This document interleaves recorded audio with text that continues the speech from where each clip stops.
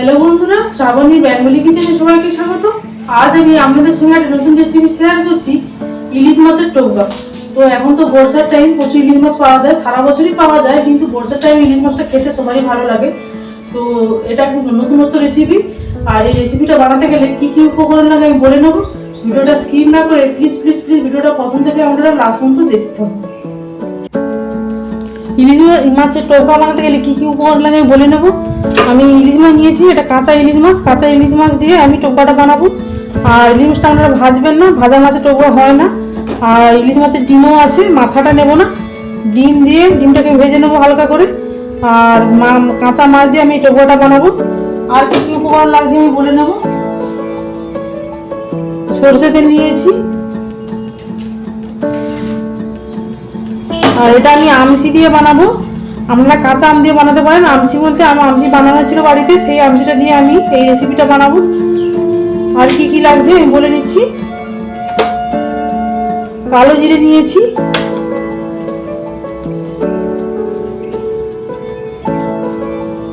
কাঁচা লঙ্কা চেরা,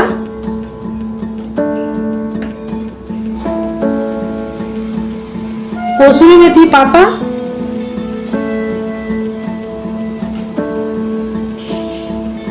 আর চিনি নিয়েছি, টেস্টের জন্য চিনি লাগবে।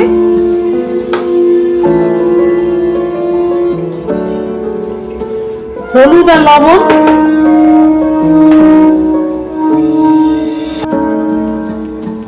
কাশ্মীরি লঙ্কার গুঁড়ো, এটা আমি কালারের জন্য দেব।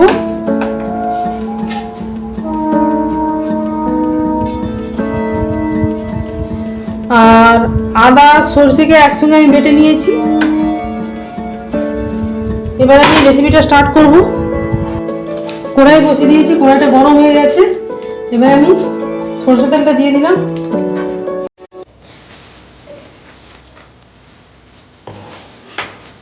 এর মধ্যে আমি কালো জিরে ফোড়নটা দিলাম।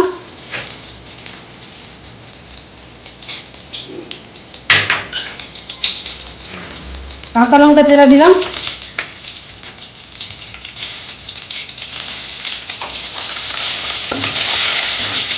দিয়ে একটু নেড়ে নেব।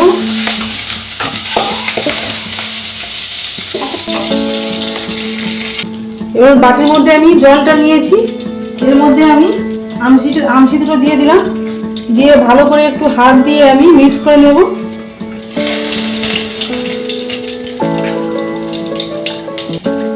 দেখুন বন্ধুরা, ভালো করে মিক্স করে নিয়েছি। এবার আমি এই জলটা দিয়ে দিলাম,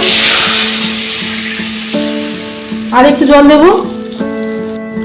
আর আমি হাফ বাটির মতো জল দিলাম। গ্যাসের ফ্লেমটাকে আমি হাইতে রাখবো।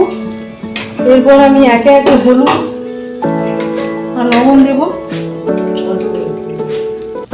হলুদ হাফ চামচের মতো দিলাম,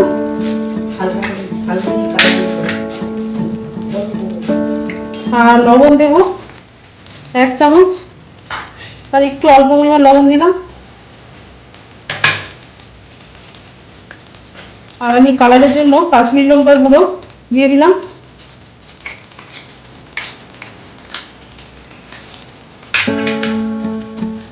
এরপর দেবো আমি চিনি। এটা একটু আমি অন্যরকম ভাবে বানিয়ে দেখাচ্ছি।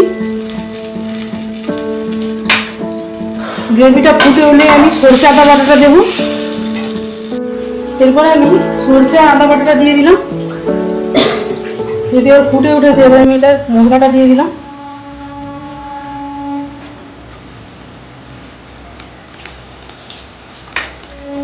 দিয়ে ভালো করে মিক্স করে নেব।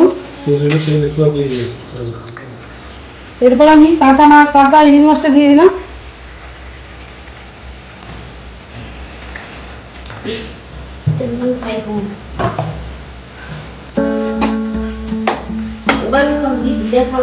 এরপর আমি 10 মিনিট ধরে ফুটিয়ে নেব। 10 মিনিট পরে ফিরে আসছি।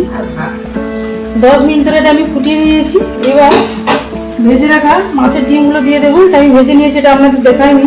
লবণ হলুদ মাখিয়ে আমি ভেজে নিয়েছি। এবার আমি ডিমগুলো দিয়ে দিলাম।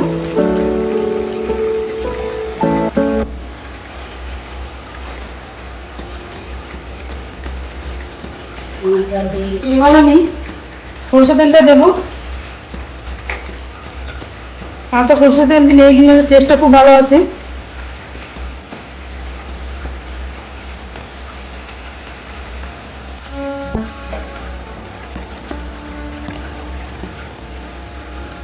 এবার আমি কসুরি মেথি পাতাটা দিয়ে দিলাম।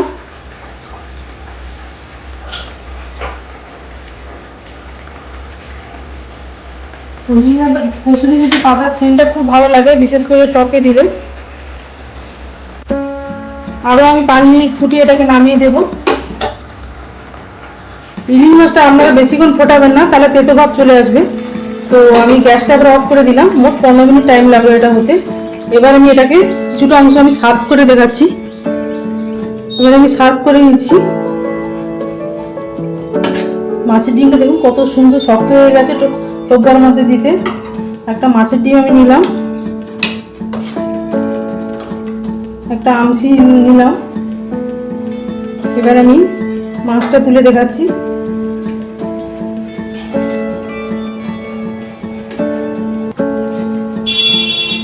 আবার কাঁচা লঙ্কাটা দিলাম এর মধ্যে। দেখুন বন্ধুরা কত সুন্দর কালার হয়েছে, আর খেতে তো দারুণ হবে। একটা নতুনত্ব রেসিপি আপনাদের বললাম। তো আমি যেভাবে বানালাম আপনারা সেভাবে বানাবেন, দেখবেন খুবই ভালো লাগবে। আর যদি ভিডিওটা ভালো লেগে থাকে তাহলে লাইক করুন, শেয়ার করুন, কমেন্ট করুন। আর নতুন নতুন রেসিপি পাওয়ার জন্য সাবস্ক্রাইব করুন। Thanks for watching.